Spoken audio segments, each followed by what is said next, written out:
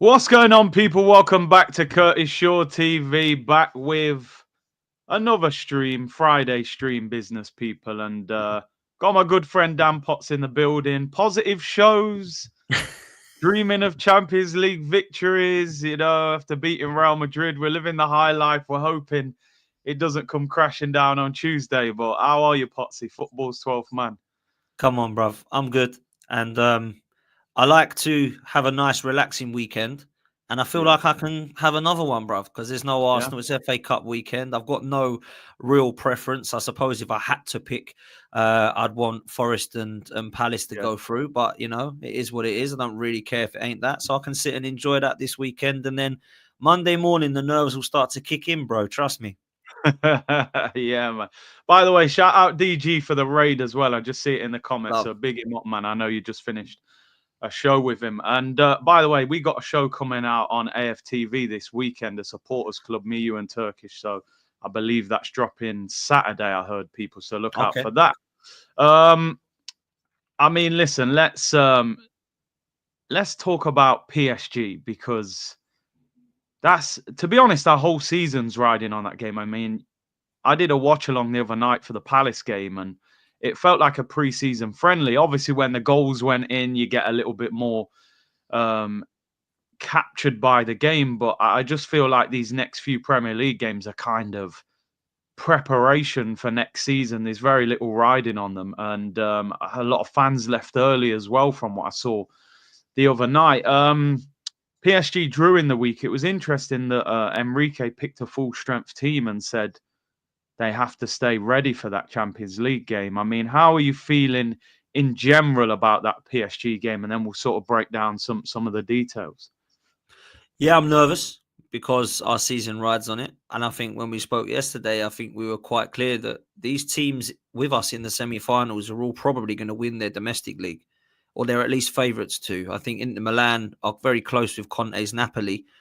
Barcelona are, of course, close, as they always are with both the Madrids, but it looks like they're going to win it. And then, PSG always walk their French league. So I think that for us, we're not going to win our domestic league.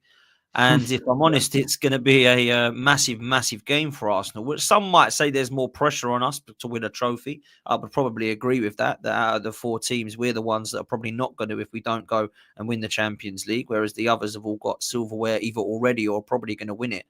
So I am nervous about it. I think that PSG are a better team than Real Madrid, Curtis. I don't think they've got better individuals if you was picking 1 to 11s. I certainly do feel that a team, though, they're much better. I think what Luis Enrique's done just in the last 12 months has been absolutely incredible in terms of what he's taken them to. I think that the last time we played them, actually, it was a very similar lineup. They didn't have Kvaratskhelia and Dembele and Ruiz were injured, but other than that, everyone played. They had Donnarumma in goal. They had their back four. Their trio in midfield literally had Fabian Ruiz out of it, and they didn't have Dembele or Kvaratskhelia. The problem we've got is they're three of their better players. Kvaratskhelia, I think, is one of the best left wingers in the world. I think Dembele is a phenomenal player who's proven statistically this season that he can be on fire. And Fabian Ruiz has got to be one of the most underrated and under-talked about midfielders for what he does and what he brings to the game, in my opinion. So I look at those players and think, yeah, they could absolutely destroy anybody. On their day, they're scintillating. They're great to watch. They're exciting. But they can be got at. And definitely. I think Aston Villa have proven that. So that's why I believe that if we do get the chances, we've got a great opportunity to knock them out. And I've said that I think we'll get to the final. I don't want to say what happens after that. Let's get there first. But for me, I just do believe that we should have enough of them across 2 legs. But I suppose as far as Arsenal are concerned, which we'll talk about, is what we're going to do with the team, because there's a lot of different options. But how I'm feeling going into this one is naturally nervous, bruv, because it's nervous and excitement in the same kind of way, because I'm excited we're in the semi-finals. I've only seen 3 of them in my lifetime. Obviously, one of them against Villarreal was outstanding. The other one was horrendous against Manchester United. And this one now against PSG is one I'm, of course, nervous but excited about as well, bruv. Yeah, I totally agree with you. I mean, I think Luis Enrique is doing a very underrated job at that club, considering you lose Mbappe on a free, Neymar goes, all these guys, Messi goes. And I would argue, I think this is one of the best PSG teams we've seen in a long time in terms of cohesion, chemistry. I would have never thought Osman Dembele could play up front. He's not that big physically, not that strong. Kvaratskhelia, I mean, me and you spoke about him for months saying, please, Arsenal, buy this guy. Yeah. 60 million. How we never tried to get him. Who knows? Maybe we did try and get him, but I just think he's built such a good team. Desiree Doué, like they're calling him the French Neymar. I think Vitinha's an absolute baller. Ruiz. They've just got a fantastic balance. And I've got to be honest, I'm more nervous about this game than the Real Madrid game. Because Real Madrid, it felt like we've got nothing to lose against Madrid. Everybody thought we were going to get beat. Where with PSG, it's like there's an expectation that we should beat them, and you're dreaming of winning the whole thing. So I think everything rides on that first game. I think we need to beat them at home and go to France with a lead. I just wanted to do something quick. I might do a video of this, but I thought we'd just do this quick, just for the sake of the content with the community. Both teams play 4-3-3. And I thought we just quickly for 5 minutes, a combined 11. Yeah, just to sort of see, because even though, again, with Real Madrid, on paper, you would say far better. And I'm looking at PSG thinking, it would be interesting how many players we would get in that combined 11 with them. So get involved in the chat as well, people. And obviously, your thoughts as well, Potsy. I mean, in terms of the keeper, I think Donnarumma, when Italy beat England in the Euros, people said he was one of the best keepers in the world. He's an absolute giant as well. Hasn't been as good the last couple of years. I've seen him make a lot of mistakes, but he has been there and done it. Champions League finals, Euros finals. Who would you say is the better goalkeeper out of the two? So I saw Donnarumma when he was really young against us, when he was the AC Milan keeper, and he let one go under his hands. And I thought, oh, I've heard this guy's supposed to be unbelievable, and I wasn't too impressed. Then I saw him go over to PSG, and I was told that he was going to be the next best thing, best goalkeeper in the world, up there with Courtois and Alisson. So I thought, oh, fair play. Now, when I see him take penalties, he leaves Raya dead in the water because Raya dives out the way of ours. But when it comes to Donnarumma and penalties, I think he'd probably win. But as an overall goalkeeper, I'm not being biased here. I genuinely do believe Raya has got more all-round than Donnarumma. So I would put David Raya in. And I do think that Donnarumma is a very good goalkeeper. I think he gets a little bit harshly treated. He actually kept them in the game against Villa and Liverpool, in my opinion. But I do think that I would go with David Raya. However, David Raya against Real Madrid and Palace, the Saliba... I mean, let's be real. The Saliba incidents, I've got to look at Saliba and ask what he's doing dilly-dallying. But wouldn't you just like your goalkeeper to just actually stay in the goal sometimes? Do you know what I mean? Oh, my God. So many times this guy's playing as a sweeper or a centre-back. Like, I want this guy to have... I just said this with DG. I've got nothing against David Raya as a modern-day goalkeeper. I think his playing out from the back's incredible. Great footwork. Distribution's great. Good command of his area. But I just get a little bit like Alisson and Courtois are better because they've got Peter Schmeichel and David Seaman, old school attributes as well as the modern day. I think David Raya is a very good modern day goalkeeper, but has got nothing else from the days of the Seaman and Schmeichels. And I don't know if that makes sense, but I just feel like he needs a bit more all round at times. But look, I would go with Raya ahead of Donnarumma. I would. See, do you know what? As I started this, because I haven't planned any of this, I was thinking in my head, like, who is the better keeper? I think Donnarumma's commanding. He's an amazing shot stopper, great at penalties. I feel Raya's better with the ball at his feet. He's calmer, but we haven't seen Raya at the top level yet. We haven't. Yeah. I've seen Donnarumma in a Euros final win them the final. I've seen him. So, boy. I was leaning towards Donnarumma, but then he has got a mistake in him. That's my problem. And I think you're right in terms of doing it on the bigger stage. He's done it for club and country. However, I've seen mistakes from him. I mean, I've seen mistakes from Raya, to be fair, as well, but not so much this season. Depends. I get if we're doing this as an overall, you could probably lead towards Donnarumma because he's been there and done it. If we're doing it on this form, I think Raya gets in. So it depends what we're looking at. But I mean, I think if you would have said to me who's a better goalkeeper, I probably would have gone straight to Donnarumma. But I think for what Raya's done this season and the back of last, I think he's been really good, man. He has. Oh, do you know what? I'll throw a poll out with that one because okay. you know what I mean? We'll let the community decide. I was leaning Donnarumma, but then you're right. Reyes had maybe has he had a better season? Maybe. Yeah, I'd say he's probably been one of the best keepers in the Prem this year.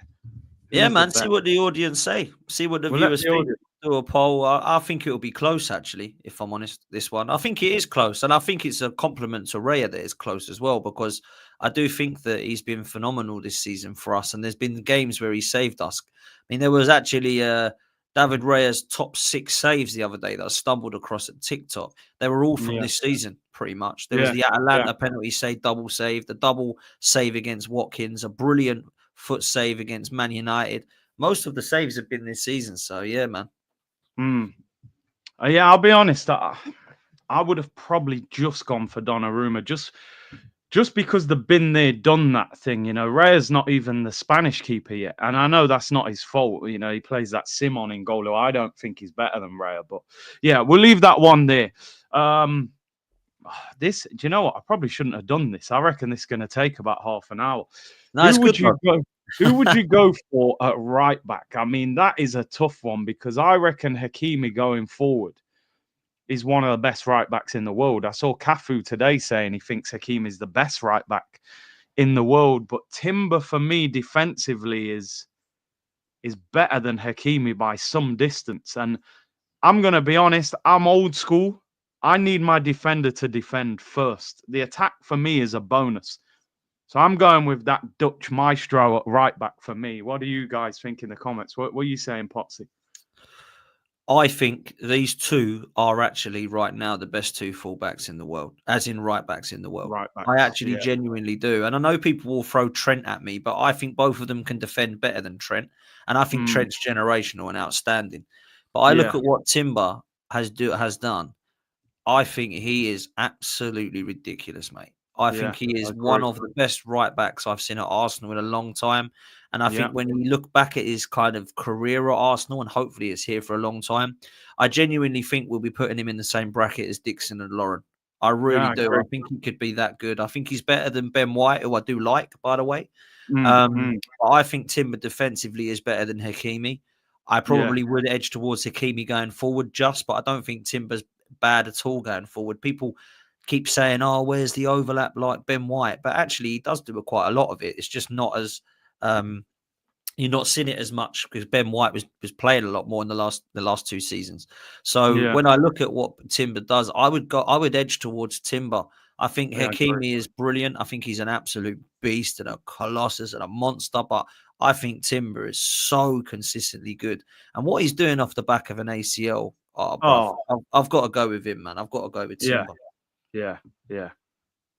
Listen, again, it sounds a bit of a contradiction, because I said Donnarumma's been there and done it, and Hakimi's been there and done it. But I like the defensive side more than the attack when it comes to a fullback. I want a rock-solid defender, somebody that can deal with the wingers. And I think Timber's a better defender than Hakimi. I want to make it clear, I love Hakimi. Like I've said for a long time, I can't believe Pep's never signed him, because to me, he's perfect for him. But Timber, this guy's an animal. He's got to go in for me. I think he's that good at right back. In terms of that poll, by the way, they've gone for Donnarumma. Yeah, that's fair. It's close. Was it close? It's very close. Yeah. It's very close. So we'll go Donnarumma in goal, people. 2 centre backs. Is it our? Oh, do you know what? A lot of people are arguing. So in the we'll do another poll for Timber Hakimi. We'll do another poll while we're going. While you're setting that poll up, I'm going to put this forward. If we're going by when everyone's fit, it's Gabriel and Saliba. A lot of people are saying you can't put Gabriel because he's injured and it's about PSG, rah. So if you want to put Marquinhos in there, fair play. But for me, when everyone's fit, if we're doing it with everyone's fit, it's Gabriel and Saliba for me. Like I don't think that's anywhere near questionable. I think with what is it, Pacho, is it, and Marquinhos, and Pembe, none of them get anywhere near Saliba and Gabriel. They are the partnership we have to go with, mate, because I think for me, they are the 2 best in Europe in terms of a partnership. Individually, you could say Van Dijk and Rudiger and other people are better, but as a partnership, I don't think there's a better one in Europe than Gabriel and Saliba, bruv. So that's what I'd be going for. But look, if Gabriel's not fit and people are saying we can't put him in, then we have to go with one of the PSG lads, won't we? Or Kivior. No, no. Oh, okay. Yeah, I'll give you. No, I mean, do we go off who's available or just everybody? I mean, then we I can't think we put do it whenever. I think we do it when everyone's fit, but because we're looking I at think it's just more enjoyable when you just say when everyone's fit in it. So yeah. we go off everyone's fit, man. Marquinhos are OG in the game, but is he I better don't think than he's ever got to Gabriella? that level though. For me, Marquinhos. Nah, he's been at a good level Yeah, consistently for a long time. I don't think he's ever crossed that world class bracket where you've gone, wow, like he's just been a solid centre back for a long time. This young Pacho looks very good as well, but he hasn't put the work in yet that no. Gabriel and Saliba have put in. I put both of ours there Yeah, personally. facts. I would. I'd put both of ours there. Yeah, I would. I think you've got to go. Gabriel for me is incredible, to be honest. Like he's that old. Oh, no, we got to put him on the left. He's that old school centre back, and he's cut the mistakes out of his game as well. And he's younger than Marquinhos. Yeah, yeah. I think Gabriel's been unbelievable, and from set pieces, leadership qualities, he's complemented Saliba. Saliba Yeah, for me, again, easily one of the best centre halves in world football. Complements Gabriel. Has been good next to Kivior, and a lot of people said they were worried about that.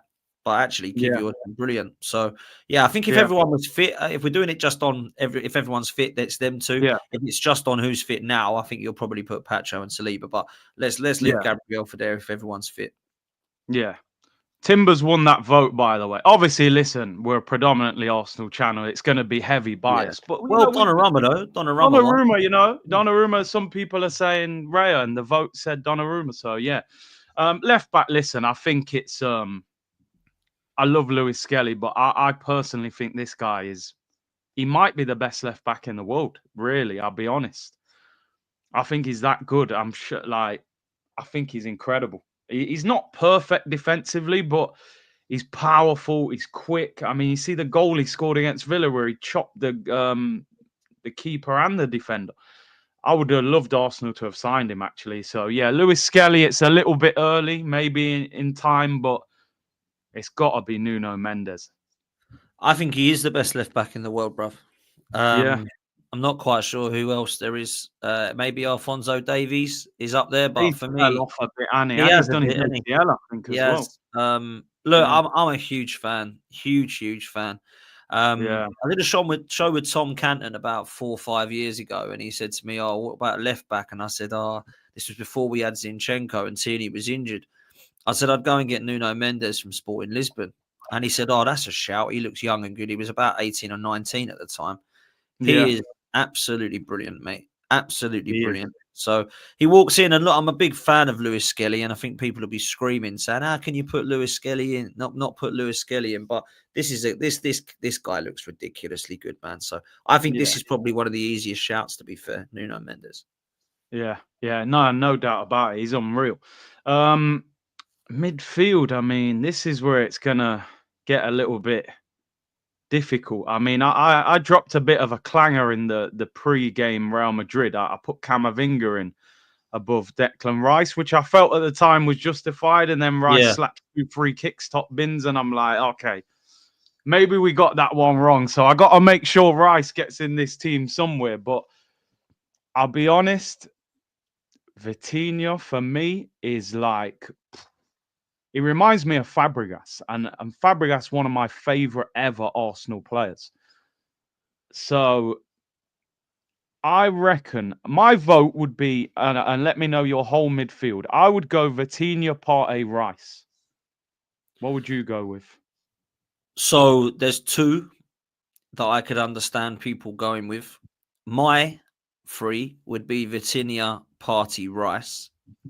I would understand why people would go with Vitinha, Ruiz, Rice. Vitinha, Ruiz, Vitinha, Ruiz, Rice, because Ruiz has been unbelievable and he's been Yeah, so good for club and country. But for me, I would go with Party in the 6 because I think he is the best holding midfielder out of the lot of them. And then Rice in the box to box, Vitinha as well. Vitinha has to be in. If I'm honest, Vitinha is the first one that goes in. He Yeah, like he's walks in. unbelievable. Yeah, he is just ridiculous, mate. He absolutely walks in, Vitinha. And I keep saying this, and I'll say it again. How Edu and Arteta walked away from Porto with Fabio Vieira instead of Vitinha is a sackable offence, mate. It's criminal, isn't it? It's criminal. How you can walk away and go, "I'll take that lad, not him." that is absolute. That is just for me. That's got to be one of the biggest L's you can hold, mate. That for me is just mad. It's like going up to Real Madrid and going, "I'll take that Vasquez. I don't want that Valverde." It's like doing that. Like that's what we've done. Like honestly, man, I can't put Odegaard in here. I can't put Neves in here.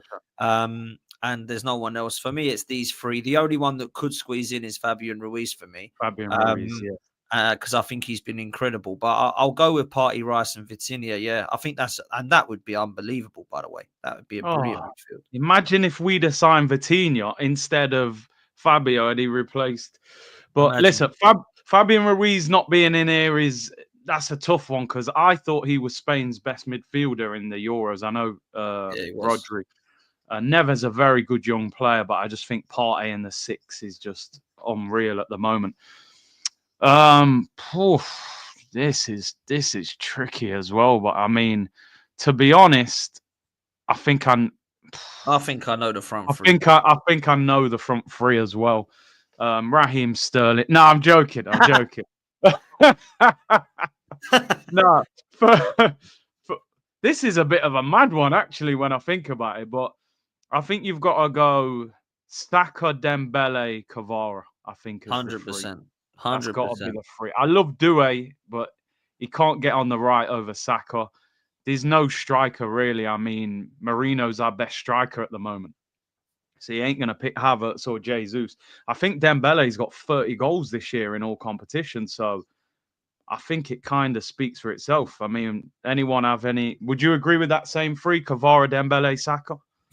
Well, the one that definitely goes in is Saka on the right. Yeah, has to and go then in. I think if I'm honest with you, Kvaratskhelia definitely goes in on the left. And then you can look at what you do up top. You can put Doué. Barcola's more of a winger. Doué's more of a winger. I think Dembele goes in. You're not putting Marino or Kai Havertz in. No. Obviously, if we're doing with everyone fit, that is. I think it has to be Dembele, bruv. I've been so impressed with him this season. I think he's been class. And yeah, I've always liked him. I know he had like a little bit of an attitude problem, people said, and that he was one of those guys with Mesut Ozil playing Fortnite like all night and all this rubbish. But I actually think he's a top player, and he has been for quite some time. And I think Saka definitely gets ahead of Barcola and Doué and all them guys. Kvaratskhelia, for me, I think he's probably one of the best left wingers in the world. If we're talking about Vinny Jr., I think this guy's right up there, man. I think he's that good. And it has to be Dembele with his form and his stats, bruv. He's been phenomenal for PSG this season. So I don't think there's anybody that can say that is a mad 11. I think the only thing that people might say is that Partey and Gabriel can't be in because they're obviously out for this game. We obviously went for overall. I think Ruiz and Pacho would be in, obviously, if it was on players that are available. So, but everything else stays the same for me. Yeah, no, I agree. Yeah, listen, if we go on availability, Rice would come out for Ruiz or Neves, and then Pacho come in for Gabriel. So we've got how many players? They got 4, no 5. They got 2 in the front, 1 in midfield. They got 5. We got 6. But obviously, if we take out the unavailable players, they would actually go up to 7. So listen, there's a few arguments there. Timber Hakimi is a tough one. Hakimi going forward so good. Timber so good defensively. The goalkeeper was a bit of a debate. But listen, I think what we can figure out is that it's quite evenly matched. When we did this with Real Madrid, like honestly, we had probably 2 or 3 players or 3 or 4 players in the squad. I think I went Saka, Saliba, and 1 or 2 others. What have they said in the poll about the right back? Oh, yeah. No, they went Timber. Okay, cool. 67% went Timber. Arsenal bias heavy, I get it, but he's been a beast this season. So listen, it'll be interesting. Like I said, what I think we can take is that both teams have got an opportunity. People saying the manager, I mean, Luis Enrique is a Champions League winner, so Yeah, it has to be Enrique. Yeah, Has to be Enrique. Listen, this is what I always say. When people say, like, if Arteta goes, who would you bring in? And you say, okay, I'll take Simone Inzaghi, I'll take Simeone from Atletico, I'll take Zidane, I'll take Enrique. You know, you could even roll the dice with Mancini. These are all managers that have won league titles. Some have won Champions Leagues. The same thing they threw at Enrique is what they throw at Zinedine Zidane. They used to go, yeah, but Enrique only won the Champions League with Messi and Suarez and Neymar. Well, he's gone to PSG. He's got rid of their big players, and he might, you know, he's in a Champions League semi-final. He's 22 points clear in the league. So I don't like this thing sometimes where fans feel like, well, if Arteta goes, we're stuffed. We can't get anyone. Like, there's loads of good managers out there. Yeah, there is.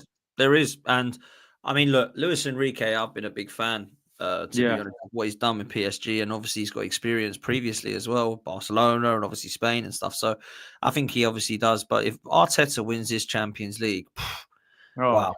I mean, me and you will have to eat some serious humble pie because we've not really believed that he can do it. So if he can take us across the line, hats off. And I don't want to say another bad word about him. Trust me. Yeah. Bro, we did supporters club yesterday, and obviously it'll be out this weekend. I said on there, if Arteta wins the Champions League, it's one of the best Champions League wins of all time, because you shouldn't win a Champions League with a centre midfielder playing up front, and your best centre back of the season, Gabriel, being out injured. Like, that Arsenal team on paper has got no right to win a Champions League. Facts. And beat Real Madrid, PSG, and then either Barcelona or Inter. So it'll be, if he wins it, it's a miracle, honestly. Stephen Ireland, Jamie Carragher yesterday as well. Sorry, bro, just quickly. He was saying about PSG winning it, saying that it would actually be quite good if PSG won it from his point of view. Obviously, we don't want them to. Saying that actually when they had Messi, Neymar, and Suarez, and they had all these individuals, they were trying to be this like Galactico equivalent. And if they went and won it with a proper team, it would show that actually it's about team, not about spending money. What would be amazing or quite unbelievable, though, is if Mbappe left and PSG won the Champions League. My God, that would be awful for him, wouldn't it? But hopefully that don't happen, man. No. Hopefully, definitely, hopefully not. Big up Matt in the chat as well. He said PSG are in a proper rebuild. It's crazy they have made it this far, considering they have completely had to retool. Arteta's legacy is essentially riding on the next 3 games. When you think about it, right? Mbappe left for nothing. And Neymar and Messi, but I don't know if they got money for them either. I don't know if they. So you've let your 3 best players, most expensive players in terms of wages, go for nothing. And you've rebuilt by getting Doué, a young player from Rennes. You've got Kvaratskhelia in a bargain January deal that's fallen on your lap. And you've moved Dembele from the right wing to a striker, which nobody saw happening, really. And you've rejuvenated that team. Like you say, they bought Vitinha, we bought Fabio Vieira. You know, it just shows if your recruitment is right. They went and signed Nuno Mendes, young left back from Portugal. We went and signed Nuno Tavares. You know what I mean? Like, if you recruit properly, you can have a good team. 100%, bruv. You know, Stephen Ireland's grandmother said, "Big up, guys. Curtis, please be careful about using the word rebuild. It caused problems on Dan's show with Igal. You don't like the rebuild word, no?" Oh, that was mad. That was. He said, "I don't want it. It's not a rebuild. It's called retool. We retool, not rebuild." Retool. I don't care what you call it, bruv. We are rebuilding in the summer. I don't care what anyone says. Definitely. Yeah, it's funny how words offend people. It's not a rebuild. It's like when you say we bottled it. People hate that word. It's like, don't say bottled it. Just say, you know, it didn't work out or something. You know. Mayor West, big up, lads. Big C, been watching you for ages. Decided to start my own channel too, the Southpaw Stance. It's a boxing channel. Will be in my comments now, as that my channel reminds me of early you. Make sure you go and follow his channel, man. Southpaw Stance. Big up, bro. Big up to Mayor, man. And SG, no Odegaard in the combined 11. I thought he created one of the most chances and one of the best in the world, according to statisticians. Listen, mate, the way Mateta just swatted him away to the floor. He ain't making no combined 11, mate. I'm telling you. But hey, we'll talk about that another day. People think now, oh, you're always talking about Odegaard, you know, but it's a big talking point, you know. Massive. And now the cover up, Dan, by the way, some account online has put this story out saying that basically, mate, Odegaard's been playing injured all season and he's going to have an operation in the summer on his ankle, and that's why he's not playing well. So that's now the get out clause for him. Apparently, his ankle's mashed up and he's playing through the pain barrier. So we'll see what Listen, happens. a lot of stuff I've got on Odegaard, man. I'm starting to get really worried about his performances, if I'm honest, bro. Really, Yeah, really am now. Like, I've tried to defend him because I think he's technically gifted. My problem is he's nowhere near the levels of some of the Arsenal attacking midfielders that we've had in the last few years, man. Like, I grew up yeah, watching Merce and Bergkamp, you know. We went and had yeah. Fabregas and Cazorla and Ozil. Even Ramsey and Wilshere are showing more qualities and goals and assists and creativity than Odegaard, and that's worrying. So for me, yeah, big question marks on him, man. I said on yesterday's show, stop comparing this guy to Ozil and Fabregas. Talk about Rosicky and Haleb and them, man, because Mm, he's nowhere near the level of creativity of Fabregas and Ozil. I You know agree. what I mean? I think that's a good Yeah, comparison. I think even Rosicky and Hleb were probably better than what he's been, if I'm honest yeah, with you. Yeah, it's mad. It's mad. yeah. And then people It is. keep saying it's because he's had a baby. Oh, come on, man. What is happening there? Like, all Maybe he's footballers have kids. breastfeeding, Dan. Maybe he's Yeah, breastfeeding. maybe Who that's what I knows? said to Robbie. Maybe he's doing the night feeds. I mean, this is what makes me laugh. These are millionaires. They've all got nannies. They've all got babysitters. They've got their missus that sorts that out. I do not understand why people use that as an excuse. It's as if like he's the only player that's ever had a baby, isn't it? Like this Yeah, happens across world football. Like, you know, footballers have kids. When they have a kid, it don't mean, oh, that's it for a season. They're out. Like, come yeah. on, man. It's ridiculous, isn't it? Bro, I remember when I had when Cruz was born, a good friend of mine who played in the Prem, he had a kid at the time. And he's telling me on the phone, he's like, yeah, man, it's hard having a kid, in it, man. You got to get up in the night and stuff. I was like, yeah, it's hard work. I said, you getting up in the night and that. He goes, oh, no, we got a living nan with us. She lives on the other side of the house. You know, the other side of the house. That's how big a man's house is. He's saying on the other Crazy. side. So I said, what? You don't get up in the night and do the night feeds and that? He said, no, I go to bed and I get my 8 hours. I got training in the morning. I said, bro, what are you doing on the phone talking to me about it's hard having a kid? I'm getting up in the night, bro, warming up milk and stuff, making sure it's not too hot. This guy's got a living nan feeding the baby. So all this, Odegaard's had a Wow. baby. I doubt very much Odegaard's getting up at 4 a.m. and warming up milk bottles. You know what I mean? He's going on mad. He's going on like he gave birth to the baby. You know what I mean? What's going I on don't with get this guy? seriously, there's a amount of excuses. Like he's sick, right? That was in November. He's injured. That was in October, November. He's what do you call it? He's had a baby, right? He's got a nanny and he's got a missus that will do the night feeds for him. What are we do? Why can we not just say, crikey, he's having a bad year? Why do we have to make Exactly. up all these experiences? Why? Oh, he might know and he's having pain injections in his foot still. He might need another operation, all that kind of stuff. Well, let him go and have an operation then. Just play Ethan. Like, why are we still Yeah. playing this guy if he's not fit? He's clearly not right. He's been poor consistently now. He's done it again. You know, he's all right against Ipswich at the weekend, poor against Palace. You know, he's not really had any great games this season. And when I look at his career at Arsenal so far, I can't name you more than 5 games where he's been absolutely outstanding, where you think, Yeah. right, without Erdegaard, we don't win. And I think he's one of those joins the dots. I think he's an attacking 8. He's like a Bernardo, Yeah. not a KDB. I think we need Yeah. to go and buy our KDB. And then if you want to play Erdegaard in the 8, maybe do that. But yeah, I think we could do a hell of a lot better than Erdegaard personally. And, you know, if people don't like me saying this, but if someone said, here you go, is 85 million, I wouldn't care if we said accept that and go and buy Florian Wirtz. I wouldn't mind that. You know, I'm not like, no, oh my God, he's one of our, we'd be terrible without him. I think we could probably make do without him. I would keep him personally because I still think we've got quality there. And what I will say lastly is if we get that striker and he's still bad, There's then we can have nowhere that to hide. conversation. Yeah. Yeah, Yeah. exactly. Yeah.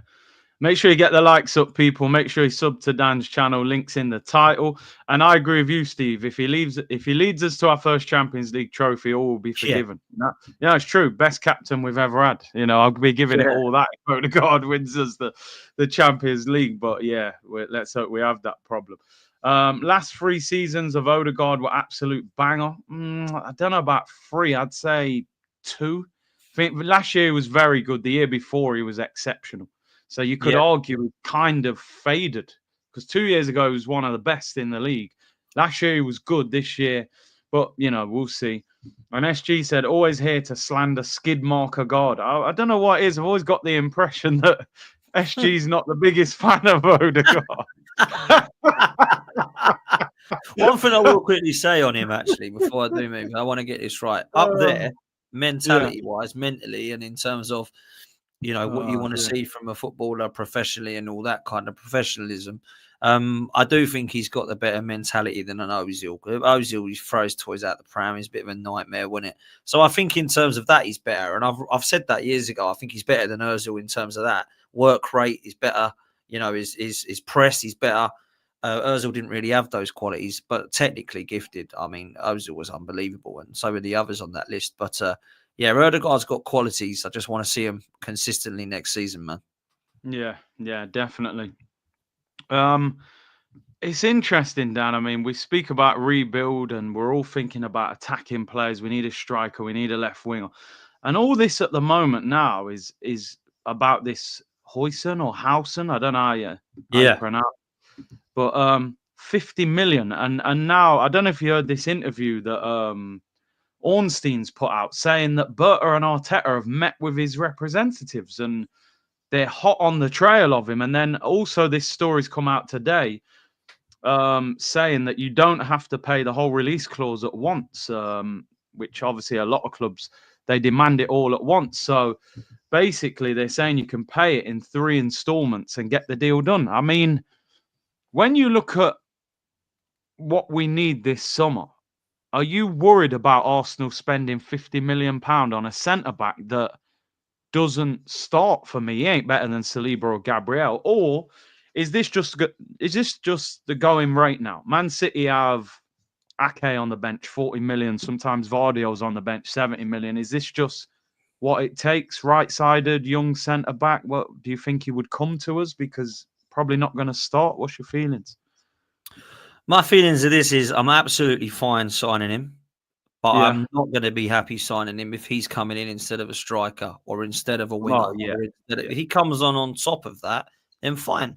If we went and signed Gyökeres and we went and signed Williams, we went and signed, an attacking creative midfielder, Zubimendi comes in the door, and then we go and get Hausen, I'm cool with that. Because for me, bro, if he comes in and he's cover for Saliba, then brilliant. A lot of people are saying that Saliba and Gabriel might both leave. Saliba go Real Madrid and Gabriel go to Saudi. And then we've got to go and get Huysen and Harto as our next two. So I don't think that's the case. I don't think Saliba and Gabriel go this summer. They will go eventually, potentially. Maybe Gabriel will go Saudi one day. Maybe Saliba will go Real Madrid one day. But I don't think they will go this summer. And if Harto and Hausen are coming in as the backups, that's fine by me. But I don't want Harto and Huysen coming in as our first 2 signings, and then we're like, right, we still need a striker. What are we doing there? Oh, well, we've only got 50 million now to spend on a striker. I don't want that happening. So if this happens on top of what's going on, then cool. I mean, Kivior might stay now. You don't know the way he's been playing. He might actually be our left-sided centre-back, and Huysen will be the right-sided centre-back, which to me is good. I quite like the fact, I mean, this is very Arsenal, isn't it? We can pay this over 3 installments, 50 million. Perfect. Arsenal will love that, mate.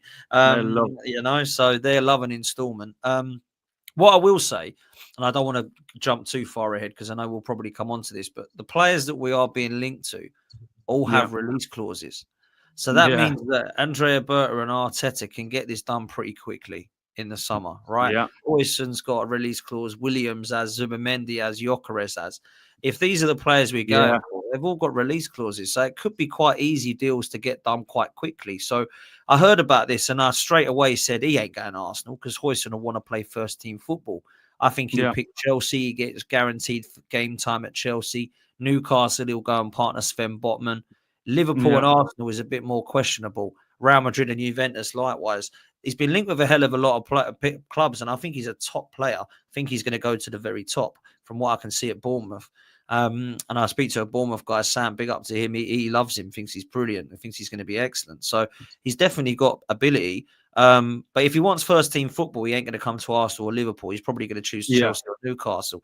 But if he wants to come in, and it sounds like now all we can do is believe what we're reading. Do you know what I mean? We'll go with what's being reported. And what's being reported is that we're favourites to get this guy, and that Berta and Arteta are saying, let's get him. Now, I don't think it is because Saliba's going, though. I think he's going to come in and play. Because you think about it, right? I said this to judges earlier. Liverpool have got Trent and Bradley. Well, I know Trent's going, but just this season, they've got Trent and Bradley. And the left-back scenario, they've got Robertson and Tsimikas. They've got Konate and Van Dijk, and they've got Gomez and Kwanzaa. That's 8. We don't have 8. We have 2 left-back. We have about 6 left-backs. We've got Timber and White, Calafiori and Lewis Skelly, Gabriel Saliba and Kivior. That leaves one more space, which Howson could be to replace and upgrade and cover on Saliba. So I think that could be a really good bit of business, to be fair. Across 3 seasons, 50 million ain't a lot when you do it like that. So, yeah, I'd be happy with this. Yeah, because if you look at, we're looking at White and Timber as our 2 right backs. You're then looking at Kivior and Gabriel as the 2 left centre backs, and then Saliba needs somebody to cover him, because basically we've given up on Tomiyasu. Even if he comes back fit, do you sell him? He'll probably get injured again anyway. And then at left back, you've obviously got Calafiori, Lewis Skelly. Calafiori can play left centre back. So if Saliba was out long term, you still kind of think, well, who would play right centre back for Arsenal? If Timber, they want him at right back. So I don't mind this. I mean, Ornstein said it on Arsenal's interest. I believe it's Howson, how you say it. I just say Hoyson because I'm sure I ordered that in the Chinese takeaway one. You know what I mean? Yeah, Dean Howson, is it? Hoyson, Howson? Yeah, Dean Howson. He said, it is strong and they remain in contention. They're among the clubs who have met his representatives, with Arteta and Berta keen to sign him. Whether or not Arsenal win the race is unclear. It's still open. I'm not aware of a front runner between them, Chelsea and Liverpool to date. Previously, I think Kivior was exiting Arsenal was a high possibility. That might be less certain following his rise to prominence.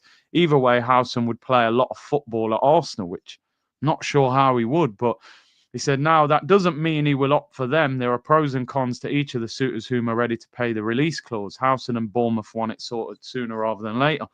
I think, it's a tough one. Like you said, Konate and Van Dijk, how is he getting game time there? And then with Saliba and Gabriel, you're coming in as a backup player. I suppose Chelsea would play, wouldn't he? I think they need a centre-back. When I think about who they've got. It's an interesting one. It's interesting. You always worry with Arsenal because Wenger was like this as well. It was like, we're desperate for a defensive midfielder, and he would go and buy another 5'4" creative attacking midfielder. Just we need a striker. We go and buy a £50 million centre back to put him on the bench. So yeah, I never understood that with Wenger. Like centre back and defensive midfielder. How long did we need a Campbell and Vieira replacement? Years. And one thing Arteta did do was go and buy Gabriel and Partey. Problem we've got is he's obsessed with goalkeepers and left backs now, and we haven't bought a striker. So there are similarities, I think. But look, I don't mind this player. I think he would be a very good bit of business. But I think it all matters now on what the player wants, because he's going to look at those clubs and go, right, Real Madrid, I'm Spanish, I'm getting called up. He's actually getting called up to his country now as well. I think that would be the perfect move for him. He'd want that. They need a centre half for Real Madrid as well. But I don't know if they're serious about it. Maybe he'll look abroad. But if he's staying in the Premier League, he's got those options. Chelsea and Newcastle, he starts. Liverpool and Arsenal, he doesn't. Does he want first-team football? Or does he want to be a part of a squad that wins stuff? And if he wants that, he'll go to Liverpool and Arsenal. If he just wants first-team football, I think Newcastle would be perfect for him, because alongside Sven Botman, I think Newcastle have actually got a better chance next season of doing better than Chelsea. I've got to be honest. Maybe, so, yeah. I think that could be a good move. I'm just looking at a few angles of how it could sway in our favour. It started at Malaga, so obviously the Spanish connection, maybe Arteta, and then he was raised at Juventus, so maybe Berta just threatens him with some, Italian mafia talk.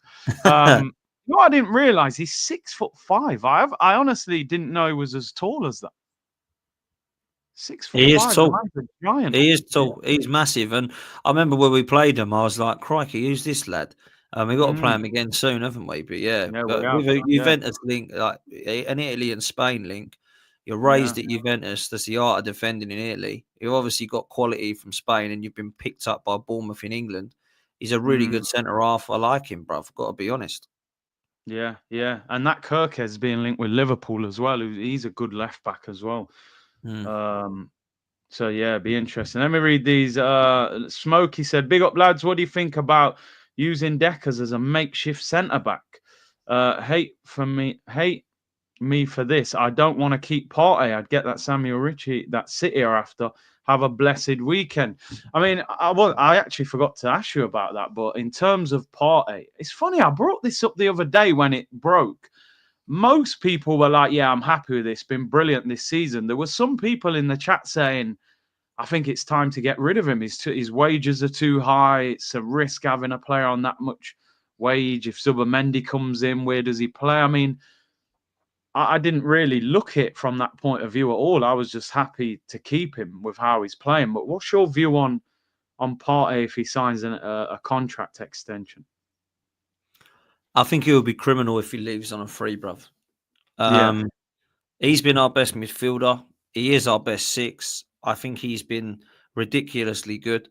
And I'll say this, if we go and get Zubimendi, as much as I don't think it's a bad signing, I don't think he's better than Partey, Zubimendi. mm, mm, So I think we're actually potentially downgrading by swapping Zubimendi and Partey round. At the moment, that could prove wrong. So I don't look at what Partey's done and think, yeah, get rid. He is on a lot of money. He's on 250 a week, and a lot of people are saying if he stays, he deserves to be, given what he's needed. Some are saying give him a pay cut. Look, if he wants to stay on 200 grand a week, that's fine. At least we're 50 grand a week down. But if I'm honest with you, I look at what Kai Havertz and Jesus are on.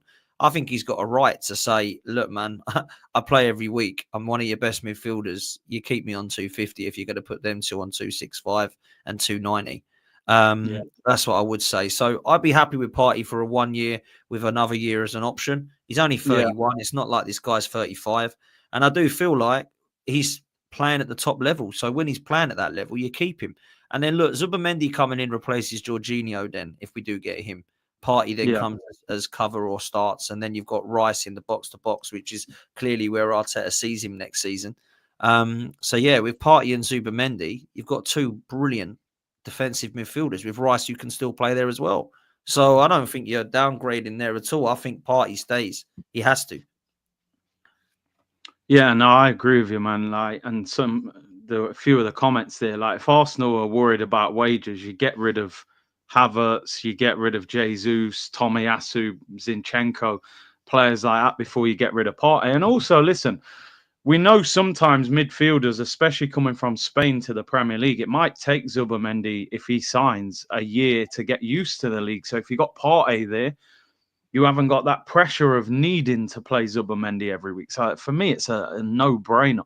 Are we Mm-hmm. now accepting then that Declan Rice is no longer a six at Arsenal? Because if Partey signs a new deal and Arsenal signs Zubimendi, Rice basically is a box-to-box eight then, isn't he? He's not going to play in the six role if he signs another one. So how are you with that? I know he scored 2 great goals against Madrid, but do you still think Rice can become a better eight than how good he was when he was in the six role? Oh, I hate this because I flip flop all the time on this, to be fair. I'm going to stick with it. I still think he's a six. I will. I'll stick with Yeah, it. I still think he's a six. He's definitely proved he can play there, though, because yeah, against Real Madrid, he was covering every blade of grass. I don't even know what he was against Real Madrid. He was just possessed. He was unplayable. covering every blade of grass. He was everywhere. I think he's fine as a box to box. I don't look at him as an attacking eight, though. I don't Yeah, look at his attack minded attributes and think, yeah, get him just behind the striker. He's a Gerrard. I still think Declan Rice is needed for his attributes defensively. So if he is going to play in a double pivot, I think it could work. Do you know, like old school Vieira, Gilberto, Vieira, Petit, they were like that, weren't they? Up, down, yeah, like pistons of an engine. If we're going to use two pistons like that, then Partey and Rice or Rice and Zubimendi or whatever it be might be able to work. But I just don't see Rice in the attack-minded role. I don't look at him and think, yeah, right, he's going to run in late with our box, get the Gerrard and Ramsey and Lampard type player goals. I don't see that personally. I think he is a really good six, and I think he's a good eight. That's where I'm at. I think if you're looking at athleticism and you're looking at driving forward, he's got those qualities. And I think he's always been yeah, better than Rodri moving forward with the ball. but Rodri just leaves him dead in the water as a 6. I mean, Rodri's the best in the world at his position. So I've always looked at his attributes from Rice thinking you can definitely drive forward with the ball. But I've got to be honest with you, I don't particularly love him playing as an attacking midfielder. I don't look at his attributes and think like Fabregas, Gerrard, Santi Cazorla, Ozil. That ain't for me. But I think he's going to be our box-to-box next season. I do. Definitely. I think he's going to play that 8 role, and then Zubimendi will play the 6 if he's brought in, if he can get ahead of Rice. And Ødegaard will be the 10. And if I'm honest with you, bro, I don't know that those 3 players are all naturally those positions other than our 6. Because I don't know that Ødegaard's a 10. I think he's an 8. And I think Rice might be playing in the 8 as a 6. So we've got to get this right. This balance has got to be right. The surgery's needed in midfield. But if I'm honest with you, I don't think we'll buy anybody other than Zubimendi, if I'm honest. I think Zubimendi might be the only one we bring in.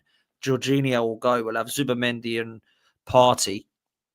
We'll have Rice and Marino. And we'll have Ødegaard and Ethan. If there's anyone we bring in, maybe we'll bring in someone that might be an attacking midfielder so Ethan can back up Sterling and this guy can come in to give competition to Ødegaard. So it might be that we bring in somebody like Eze or Cunha or Baena or someone like that comes in. That's where I'm at, bruv. So I still don't know that me and you will be on shows next season saying, oh, midfield, thank God, it's so much balance now. It's brilliant. I think we could be on here and say, yeah, not too sure, if I'm honest, that we are going to be 100% fixed and happy with that. We might end up saying, well, we've got a striker, but now our midfield needs looking at. We might be doing that, Curtis. We might be. It's going to be interesting to see what we do.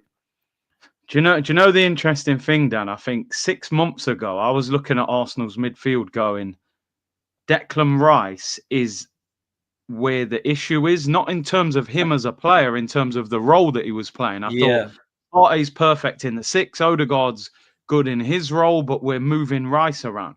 I think now the problem is the Ødegaard position, because I'll be honest, with Declan Rice, I've always said I thought he was better as a 6. What I've seen of him and I know it's only a few couple Real Madrid games and the last couple Prem games, I'm like, do you know what? Maybe he can become that role. I think nowadays in football, we label players all the time. Are you a 6 or you're an 8? He's just a box-to-box midfielder, in my opinion. He's not. He doesn't need to be a 6. He doesn't need to be an 8. It's just Partey sits and he's the energetic one that does everything. His passing is the thing that needs to improve. He hasn't got that Fabregas ball that's going to split your defence. But the power he's got, his engine. I don't think there's a player at Arsenal with a better engine than Rice. He looks like he can run for the whole game. He's a powerhouse as well. He's brilliant in the air. When you're seeing goals like that, I know they're set pieces, but the guy's got a hell of a strike. He needs to score more goals now from open play. His deliveries are unbelievable. So I think he can develop into a box-to-box midfielder that can get you 10, 12 goals a season. With time, even if his final ball is not perfect. So yeah, he has sort of proved me a little bit wrong in that role where I think, you know what, he can offer something going forward, but it's just if he can work on that little bit of creativity when he's on the ball. I saw us linked with that Sankit yesterday from Athletic Bilbao. Oh, mate, he looks good, doesn't he? 15 goals this year. He looks really good, mate. And if we brought in somebody like that, I think Ødegaard will really have to up his game because he's proven he can score 15 goals just like Ødegaard did a few years ago. So that'll be serious competition. A big fan of some of the La Liga lads, actually. I like Alex Baena from Valencia. I think he looks brilliant as well. So a couple of those players are being linked with Berta. I think that's where we need to go. Yeah, they said in the chat about Sankit. Is it Sankit? Sankit? I don't know how you say his name. He looks mustard. Yeah. He looks mustard. So maybe that's the player we go for that can come in as a creator, and then Ethan can be that kind of Saka backup. You know, that's the right. I'd rather do that than bring in. I like Mbuemo or Kudus. I like that, but if they come in, I don't mind that. But I think I'd rather have Sankit coming in, and then Ethan goes to the right. That's what I think I'd rather. Have. I mean, listen, we've spoken a lot about Martin Ødegaard and a lot of constructive criticism towards him and a few jokes, but I think in reality, he's going to be in the team next season. The manager loves him, and we've got to, if he's still in the team, we've got to find a way of getting a better Martin Ødegaard because at the moment, it feels like we're carrying him at times. And like you said, if we bring in that striker with great movement, he's got no excuse now. Because I'm not being funny, bro. When Ozil was playing for Arsenal, he had players like Coquelin and that, who's not exactly like a world-class defensive midfielder who was protecting him. And he was still looking great, you know, with Giroud up top, who didn't have great movement. This guy's got Partey and Rice behind him. There aren't many creative midfielders that have got a better defensive unit behind them than what Odegaard's got. So it's not like he has to run around tackling people. Just get the ball and open up the defense. So, you know, we just got to hope he's back at it next season. But Sudge said, big up Big C, and Dan, hit the likes and subscribe. Big up to you, bro. Shane said, top show, lads. What left winger would you pick to buy in the summer? It's tough, this one, isn't it? Yeah, it is. Look, Alex Banner's attacking midfielder from Villarreal that can play left wing. But if I had to, mate, I wouldn't go for Nico Williams, by the way. He wouldn't be the one that I would go for. I would actually probably I'd go for Ademola Lookman, I think. Would you? Because I think Lookman has done it, and he's been there and done it, and he did learn his trade, and it weren't quite working out for him at the Premier League. But I actually quite like him, and I think he would do well at Arsenal. So he would be one of them. I like Semenyo from Bournemouth. Don't know that he can step up. Like Mitoma from Brighton. Not sure the stats are there. I think he looks quite good, but probably creates a little bit more in the kind of pre-assists than the actual assists and goals.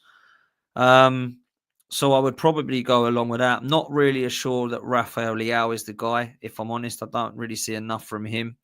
And there's a few other names that people will mention, but I think if I was to go, look, Williams would be up there, but wouldn't be my number one.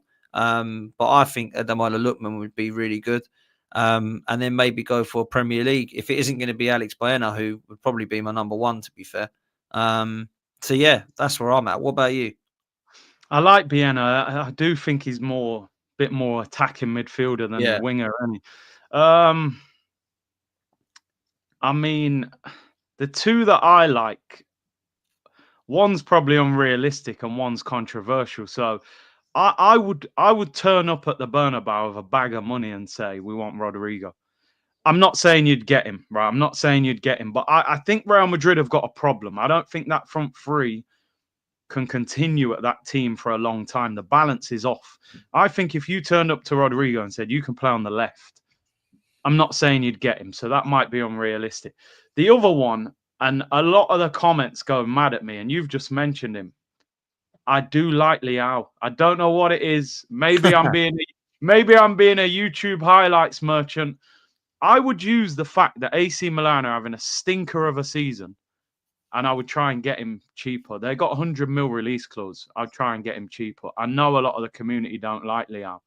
He's a bit of a Nico Williams again, where he's inconsistent. He needs space, but I just think Leao's better than Williams, but he's more expensive.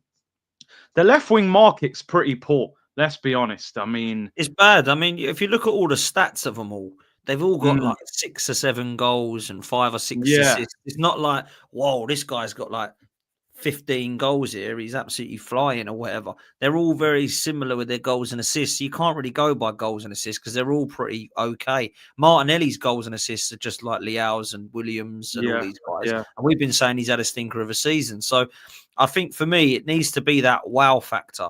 And I don't think any of them at the moment are showing that wow factor, to be fair. There's a couple of them in La Liga that people are mentioning. I don't watch enough, like Malero from Las Palmas. Obviously, the PSV guys at Paxal. I don't know enough about these guys. But I do think that, you know, they've got some qualities. Rodrigo, I know he plays right and all this stuff, but that would be unbelievable if we could get him. I just don't know that we could. I don't know we're going to spend loads of money on this left winger. I don't think we're going to be going and spending like 95 million on a left winger. And if I'm honest, I don't think we should be because, you know, I don't think that any of them are worth that much. So I think for me, there's Lookman who's done well at Atalanta. I think I'd be happy with. I'd be more than happy if we got Nico Williams. I wouldn't be crying about it because I think the potential's there. Rafael Leao, likewise. I mean, this is why I I am so unbelievably gobsmacked that we did not go and get Kvaratskhelia, bruv, for 65. Oh, That shocking. for me, that for me was the one. That was the one that we looked at and went, boom, wow, market opportunity. 63 M's. We paid 65 for Havertz. Let's go and stick him on 250 a week, 275 a week. He'd absolutely would. So that's the one I can't believe we missed out on. I just think that is absolutely criminal that we did. And look, he might have wanted to go PSG and had his heart set on it, but at least go and bid for it. Do you know what I mean? To not do anything and just accept that is just crazy, to be fair. You know, look, Barcola and Doué, if one of those aren't happy, I'd take one of them. If one of them aren't happy, I'd take one of them. But, you know, I reckon a lot of people... Barcola's moaning that he's not starting. Well, there we go. Maybe there's an option to do something there because he's a good player. So, yeah, I agree with you. I think Arsenal, I don't think left wing is going to be like, let's blow up the market and go for. I think they're going to be looking at that. He wants Williams. I think they'll look at players like Lookman and that kind of level, 40, 50 million kind of winger. I don't know what it is about Nico Williams. When I watch him, I'm like, I don't want to come across disrespectfully. He doesn't seem like a very intelligent player. He's a great athlete, you know. When he gets space and he can knock it, he's lightning quick. But 75% of teams we play against, they just sit on the edge of the box and say, you're not having no space, what have you got? That's why Martinelli struggles. Because 2 years ago, when we were 8 points clear, teams didn't have that fear factor of Arsenal, so they were still playing high lines against us. That's why Martinelli was ripping people apart. 2 years later, now they're like, oh, actually, these are title challengers. We're going to sit on the edge of the box. All of a sudden, Martinelli's gone from 15 goals to 6 goals a season. Saka has obviously continued at the same level because he's a more intelligent player. I just look at Nico Williams and think, playing against like Everton with 10 players behind the ball on the edge of the box, I don't know how he's going to operate, which is why Kvara should have been signed, because he's a clever player 100%. That can dribble, that can play 1-2. So, yeah, I mean, if we look on transfer market, right, and I know people don't like doing stuff like this, but if I just put in now saying what left wingers are there, if you look at market value, Vinny Jr. is obviously the most expensive. We're not going to get him. The next one is Luis Diaz from Liverpool. Wow. That's how bad the market is for left wingers, bruv. Yeah, Kvaratskhelia is next. Rafinha, I mean, if Williams was to go to Barcelona, I'd take Rafinha tomorrow. I think he'd be brilliant for Arsenal, right? He's obviously got Premier League experience with Leeds. Leao is next on the list, and then Williams. You've got Barcola, we've mentioned. Gakpo and Gordon are next. Doué and Martinelli are after that. And then after that, it's like, wow, other than Baena, who I've mentioned, Jamie Gittins is young at Dortmund. Jeremy Doku, I don't rate him at all. Rashford, Quenda, who's literally and Yildiz, and then you start going to Garnachos and Mitomas and Comans and Grealishes. So really, you look at those positions and you think, look at the left wingers there used to be in the 90s and the 2000s, and Rui Costas and Figos and Del Pieros and Nedveds and all this. You could just keep going and going. Pires and Giggs and then you're like, oh, is this really what we've got? Luis Diaz is on the list next behind Vinny Jr. Like, it's a worry, bro. So, yeah, I don't know. Look, Leao might be the guy, but I don't think we've not been linked with him at all, have we? And no, we haven't. No. I'm honest, I don't know. I mean, on that list, I mean, Rafinha, if there was suggestions he was going to leave Barca, which I don't know why he would at the moment. They're flying with him. I'd 100% get him. He is 28 now, but he's a player I would 100% take, bruv. Yeah, no, the left wing market's on the floor at the moment. No, that's why it's a tough one. Darth Vader said 2 of the best. Love the stream. Big C, will you be doing a watch along for Arsenal women's game on Sunday? Big up the guys. Well, I don't know what time is that again, because I'm doing Forest against Man City watch along, so I don't know if the times clash. I actually don't know what time that game starts, so I'll have to check. I know the Forest Man City game's at 4:30, so. Yeah, I'll have a look at that. By the way, and I better do this before they start complaining, but yeah, today's show is actually sponsored by Comma V, people. You know, we've worked with them before. They're doing a match giveaway for 2 home tickets for PSG on Tuesday night, VIP tickets as well. So if you're lucky enough to win them, all you got to do is click the link, follow them on Twitter or X, and be in with a chance of winning those 2 tickets. It's a no-brainer. click the link, follow them, try and win the tickets. If you get them, happy days, people. I've seen Who's people. that? Who's that guy on the left? I don't know, mate. I never seen. I thought it was Gunnosaurus. You know what I mean? I don't know who that is. To be fair, the guy in the middle's been disappearing. Who would have thought? Who would have thought at the beginning of this season if I said to every Arsenal fan, this guy on the right-hand side, the Spanish guy, who looks a bit like Edu and Arteta mixed together, is the best Arsenal player out of those three. And he's playing up front, by the way. You'd say, "Nah, mate, you've been drinking something. I don't know what's going on." Who'd have thought all along, people, that was our marquee striker signing in the summer? It's mad. By the way, the women's game's on at 5 p.m, bro. Leon. Yeah, sorry, guys. I know, really, I should Clash. prioritise that Clash. as it's Arsenal, but Yeah. Forest against Man City FA Cup semi-final, man. I'm doing that one. I'm afraid. Did Maybe you we ever do. used to watch? Do you ever used to watch Top Gear? Yeah. Yeah, I They did. used to say, "Who is the stick?" I wonder if it's Tommy Asu. It could be. It could be, bro. This guy. Do you remember Arteta said in the press conference, "Yeah, he'll be out for a few weeks." Then they just tweeted, "Oh, Tommy Asu will be out till December." I was like, "What? It's like January. What do you mean December? What has he done that went from he's out for a few weeks to he's out for 12 months? I don't get it."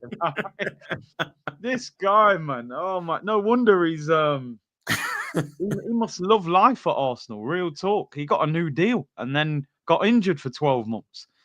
Crazy, absolutely crazy. Shout out to Comma V. Before we round up, because I'm conscious of time, just finally, the Nico Williams story.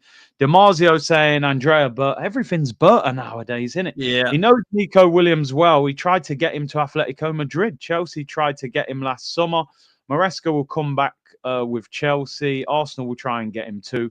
It's the right moment for him to try the Premier League. Do you think that Rafinha form has stopped Barcelona from feeling like they need to get him? Because Rafinha's having an unreal season. I'm seeing people say, look, if Barca win the Champions League, Rafinha and Yamal could be in Ballon d'Or consideration. So do you think it's kind of falling into our lap that Nico Williams can't get that Barcelona move and he thinks, I'll go to the Prem instead? He's got two ways of looking at it. He can say, I believe I'm good enough to start for Barcelona. I start for Spain. Yamal starts one side, I start the other, and Barcelona will want that. Rafinha's 28. Maybe he wants a move next summer. I'll stay and I'll go there. Yeah. The other way he looks at it is I'm not going to play. They're not going to drop Rafinha or Yamal. So I'm going to go to Arsenal where I know I've got first team football. They're the ways he's looking at it. The other option he can do is I'm going to stay here and I'm going to wait for Real Madrid or Barca to have an opportunity for me to go there because I'm still young. So he has got a lot of options and he wants to make sure it's right. If he does want to stay in Spain, we need to move on and go and find somewhere else, right? Yeah. But for me, I think I can see this happening, if I'm honest. I think we're gonna get him. Yeah, we've just been linked with him too heavily and for too long. And if Berta wants him as well, I think Berta and Arteta will get together and club together and go and get him. And if I'm honest with you, out of the list of the others, it's not. I understand why people might not want him because I don't think his club form has been amazing. You can't say that he hasn't done it for his country though, because he was brilliant for Spain in the Euros. Now, what I will say is, if we do get, let's just say we get him. I don't think any of the Arsenal fans will be crying too much. But also, I don't think they'll be like, why the hell did we get him when we've got these 5 players all better than him waiting? Because we've just been debating about left wingers and none of us know who we want. None of us said this is the guy, other than Kvaratskhelia, who we all wanted in January. After that, I was like, I want Isak, but we'll probably get Gyökeres, and I'll be well happy if we get Gyökeres. With Williams, it was like, if I don't get Williams, if we don't get Kvaratskhelia, I don't really know who I want. Do you know what I mean? So that's kind of where I am. But I think this one might happen, Curtis, if I'm honest. I think, you know what, I'm trying to put a positive spin on it, right? You got to look at 2 ways. Number one, he was lethal for Spain, like you said. He was incredible in that Euros towards the end. He's only 22, and it's only £50 million. I know I say only, but in the modern game, 50 million is nothing for the top clubs. I mean, Mudryk cost 88 million, and look at the state of his career. So for 50 million quid, and Arteta loves him, you know, if he signs, then let's just hope it works out. He's rapid as well. It's Yeah. just I worry, is he very similar to Martinelli? Straight line, dribbler, pace, needs space. Where I think Arsenal could have done with someone a little bit different. But as you said, the options are so limited. And he's wanted this guy for a long time. And I think the release clause, like you said, it works perfect. You go to Bilbao, 50 million, there's him. You go to Sociedad, there's your Zubimendi. You go to Sporting Lisbon, there's the money for Gyökeres, Howson at Bournemouth. So Yeah. Berta's probably looking at it going, look, I've got so much work to do this summer. I got to get Saliba, Gabriel, Saka to sign new deals. I've got to sell all these fringe players that aren't good enough. And I've got to go and sign 5 or 6 players. So if I can grab 4 players on release clause and get them done quick, it's going to make life easier for us. So it's an interesting one. I agree with you. I think there's so much talk around it that it's got to be close. I mean, I think Zubimendi's going to happen as well. I think Zubimendi's going to go Yeah. to our. And then I think if they get Williams, they're probably, I would imagine, would they move Trossard on? You don't need Trossard, Martinelli, and Williams. He's I would going to go. imagine Yeah, I Trossard, think Trossard. go. Yeah, I Yeah, think Trossard will go to Saudi, if I'm honest, for like yeah, 35 mil, and I think that's yeah, fine. yeah. But I'm I've got fine with faith that we might get a few. I mean, I don't know about Juan Garcia, whatever his name is. I don't know if Berta's 100% sold on him, but I think we'll get a backup goalkeeper. I think they Yeah, would like Dean Howson. I think they'd like Zubimendi. I think they'd like Nico Williams, and I think they would like what do you call it? That the Gyökeres. So if we want Sanket as well, like they're saying we do, yeah, wow, this could be a massive summer, bro. If we get that, would be yeah. unbelievable. If we was to get like the backup goalkeeper, Howson, Zubimendi, Sanket, Williams, and Gyökeres, those 6 players coming in, that would be wow. That'd be amazing. Do you know the thing though, bro? Honestly, yeah. You look at, without being disrespectful, right? So Sanket and Williams play for Bilbao. Gyökeres plays for Sporting Lisbon. House and Bournemouth. Zubimendi, Sociedad, and Juan Garcia's at Espanyol. I mean, they're not exactly. We're No, not having to wrestle them out of Real Madrid. Like every one of those players should want to play should for want to Arsenal. come to Arsenal. Exactly It's that, a brother. step up. Yeah. Do you know, it's a I big mean, step and it up. would be an unbelievable summer, but you're right. It's not like we've gone and bought Real Madrid's number 9 and we've gone and bought Man City's 10 and Liverpool's Yeah. right back. Do you know what I mean? It's not like we're doing that. So, No, yeah, you're right. It should be doable. pretty okay business to do. It shouldn't be unrealistic, is what we're saying. Yeah. Yeah, yeah. People, I'm going to round up there. Big up to everyone locked in. Nearly 2,000 of you in the comments. Make sure you get 1,000 likes. Go and follow Dan's channel, Football 12th Man, link in the title. What have you got coming up today, bruv? So I've got a couple of clips that I'm dropping today because I'm busy this afternoon and evening. And yeah, so come drop us a follow on Football's 12th Man. Some great clips of Lee and Igal going absolutely nuts at each other, which are always very entertaining. Box office. Yeah, so make sure you come drop me a follow, people. But big up for having me, Curtis. Legend. No worries. We'll be back on your channel sometime next week as well. So look out for that. Big up to everyone locked in. Hit the likes and subscribe. And I'll see you all soon, people. Bless.